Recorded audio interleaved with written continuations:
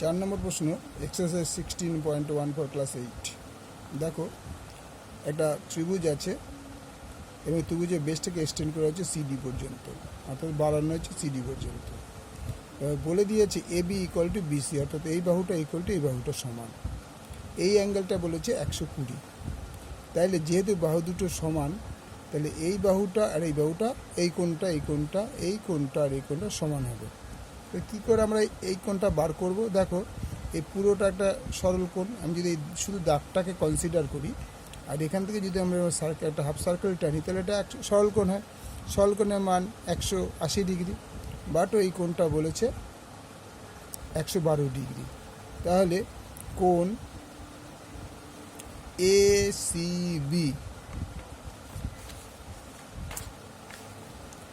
ACB এই কোণটা 180 degree থেকে এই কোণটা বাদ যাচ্ছে 112 ডিগ্রি। আবার বলে দিই, এটা হচ্ছে বহিস্থ কোণ। যেহেতু বাহু দুটো সমান, তাহলে এই কোণ দুটো সমান হবে। তো আমি এই কোণটা বার করবে কী করে? না, এটা যদি সরল কোণ হয় তাহলে 180 ডিগ্রির মান তার, তাহলে 180 থেকে আমি 112 ডিগ্রি বাদ দিলে কত হবে? 8 হাতে আমার 1, 1 আর 1 2, 6, 68 ডিগ্রি।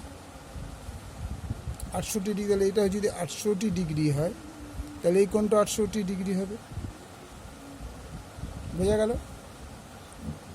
এইবার তাহলে আমার এসিবিটা বেরিয়ে গেল, এসিবি ইকুয়াল টু 68 ডিগ্রি।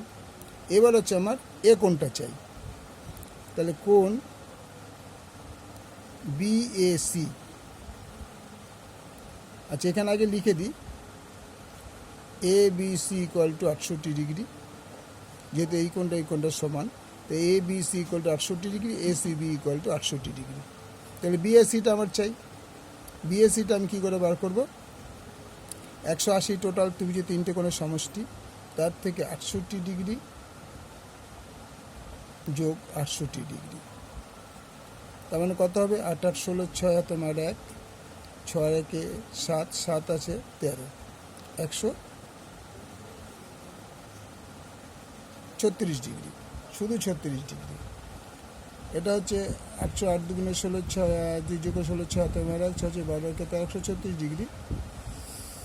আমি ভুল করলাম, দাঁড়া, এটা ভুল হয়েছে। 68 যোগ করো, 16 6 হাতে আমার 1, 7 13, 136 ডিগ্রি। তাহলে 180 ডিগ্রি মাইনাস 136 ডিগ্রি। তাহলে 180 থেকে 36 বাদ দাও, 136, 4 হাতে আমার 1, 3 আর 1 4, 44 ডিগ্রি।